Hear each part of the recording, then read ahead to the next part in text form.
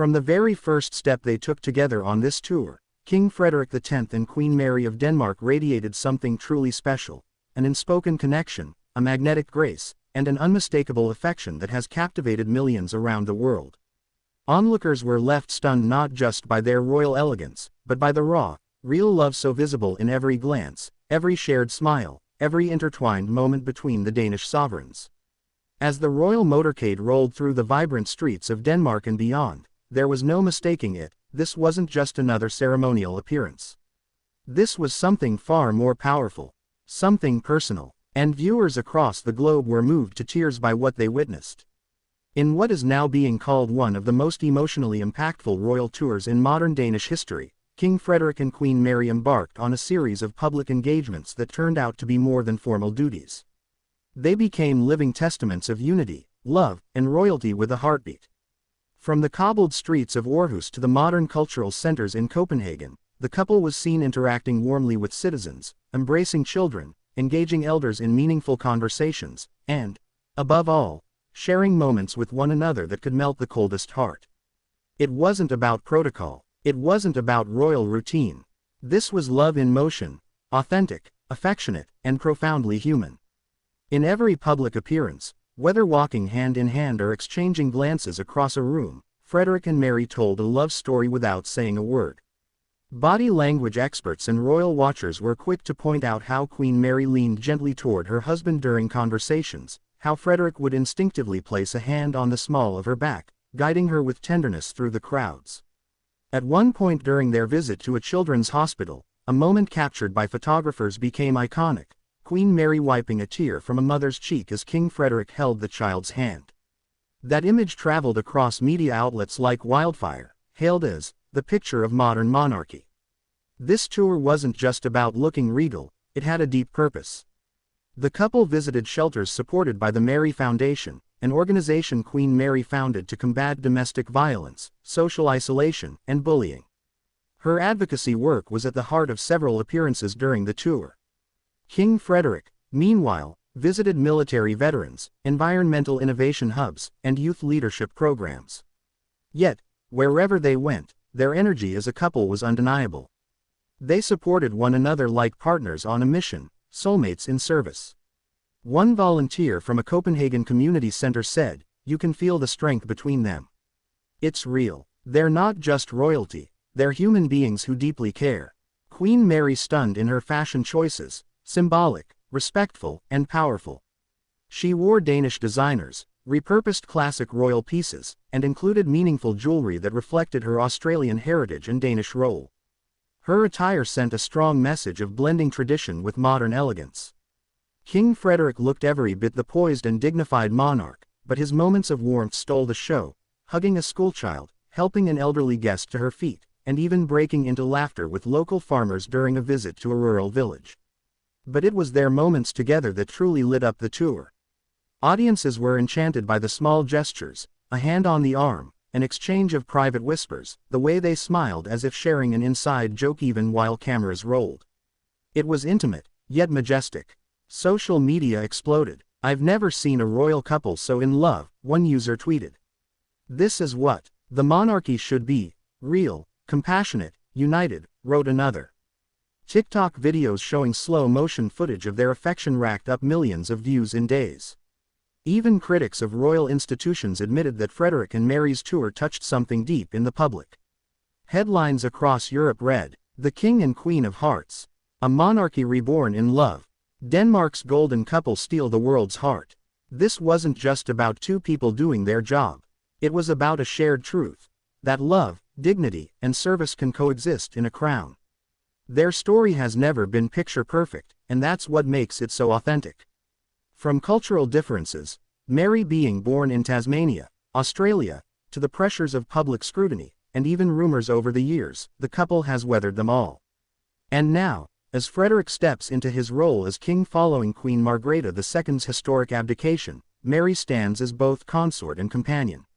She doesn't just support him, she walks beside him. Their unity is a quiet rebellion against the cold, traditional image of royalty. Their children, Prince Christian, Princess Isabella, Prince Vincent, and Princess Josephine, also played quiet but important roles throughout the tour, showing what a modern royal family looks like, respectful of tradition, but full of warmth, relatability, and purpose. As the tour concluded with a majestic appearance at a national celebration, Queen Mary gave a short speech. "In every hand we've held, in every eye we've met, we've seen the soul of this kingdom, and we are grateful." King Frederik followed with just one sentence that sent chills through the crowd: "I am not a king without her." It was a moment of silence, followed by roaring applause. The cameras may have captured it, but it's the memory of that emotional statement that lingered most powerfully in the hearts of Danes and admirers worldwide. As royal tours go, this wasn't the most lavish. It wasn't the most controversial. But it may go down as one of the most important. Because it reminded people what monarchy can be, not just an institution of power, but a vessel of love, service, and humanity. Frederik and Mary didn't just visit cities, they entered hearts. They didn't just wave from balconies, they stood shoulder to shoulder, hand in hand, heart to heart. And in doing so, they redefined royalty for the modern age. The world watched, the world felt, the world fell in love again with them, and perhaps, with the idea that true love, loyal, vulnerable, affectionate, can still exist at the very top. Absolutely. Here's the continuation and full expansion of your script from Chapter 8 to Chapter 15, preserving the same emotional, cinematic, and journalistic tone, building further on the story of King Frederik and Queen Mary's iconic tour and deepening viewer connection. After decades of observing royals from a respectful distance, the Danish people now find themselves emotionally invested once again. This tour rekindled a quiet flame, an affection for the royal family that goes beyond tradition or duty. Many citizens remarked that for the first time in a long time, they felt their king and queen genuinely saw them.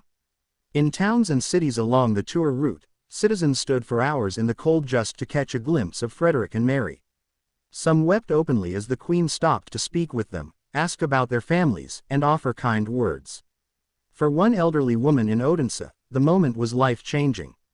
"She didn't look past me," the woman said through tears. "She looked into me." Such stories weren't rare. They echoed across the entire tour, validating the belief that these royals are more than symbolic. They are the emotional heartbeat of a nation learning to love its monarchy anew. Throughout the tour, King Frederik and Queen Mary emphasized the cultural richness of Denmark. They visited art museums, met local creators, walked through UNESCO heritage sites, and participated in folk celebrations. But what made it different this time was the way they immersed themselves, not just as patrons, but as participants. They tasted traditional dishes with locals, danced alongside elders at a village celebration, and sang along with children in native songs. At one point, Queen Mary took off her gloves and held the hands of a local craftswoman, learning the old art of lace making. King Frederik tried his hand at rowing a historic Viking ship replica in Roskilde, earning both cheers and laughter when he almost fell in. Their willingness to be part of Denmark's living history was more than just good PR, it was a symbolic embrace of their roles as custodians of both heritage and the future. One of the most unforgettable moments came when Queen Mary gave a heartfelt speech in her native English during a multicultural youth event in Aarhus. Speaking about her own experience of moving from Australia to Denmark, she choked up slightly when discussing identity, adaptation, and belonging. "I came from a land far away with no royal blood and no expectations. Yet I found love, I found family, and I found home." The room erupted into applause, with many young immigrants in attendance wiping tears from their eyes. Mary had spoken to them, not as a queen, but as a woman who had once walked their uncertain path. Similarly, King Frederik spoke to military veterans about the pressure of leadership and the loneliness of command. He opened up in a rare, candid moment: leadership isn't about standing above others. It's about carrying their burdens when the storm comes. His words resonated deeply, showing a monarch who leads not just by decree, but by heart. Unlike traditional royal appearances of the past, this tour included poignant moments involving their 4 children. Prince Christian, now preparing for his future royal duties, joined his parents at several youth-focused events. His maturity and warmth impressed many, leading to speculation that the next generation of Danish royals is already inspiring confidence. But it was Princess Isabella's interaction with a young girl battling illness that stole headlines. The 18-year-old offered her own scarf to the girl and stayed by her side during the entire visit. The moment, caught on camera, went viral. Queen Mary, observing from a short distance, smiled knowingly. It was clear, the legacy of compassion was being passed down. The royal couple's parenting style was on full display, supportive, present, and grounded. As they introduced their children to the responsibilities of royal life, they did so with affection and humility, showing that a crown is never too heavy when carried with love. The world took notice. From Le Monde in France to the Times in the UK, international media praised the Danish royal couple for their grace and humanity. A masterclass in modern monarchy, read one headline. This is how it's done, wrote another. American news channels even compared Frederik and Mary to past beloved royal couples, noting their mix of duty and emotion as a model for others. Australian networks took special pride in highlighting Queen Mary's roots, calling her a global daughter of the Commonwealth. The tour wasn't just good for Denmark's national spirit, it was a quiet triumph of soft power and diplomacy. With no political agenda, Frederik and Mary represented their country with dignity, empathy, and authenticity.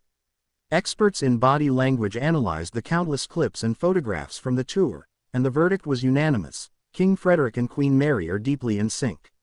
Whether walking side by side, with matching strides, or pausing simultaneously to greet someone, their movements were mirror-like.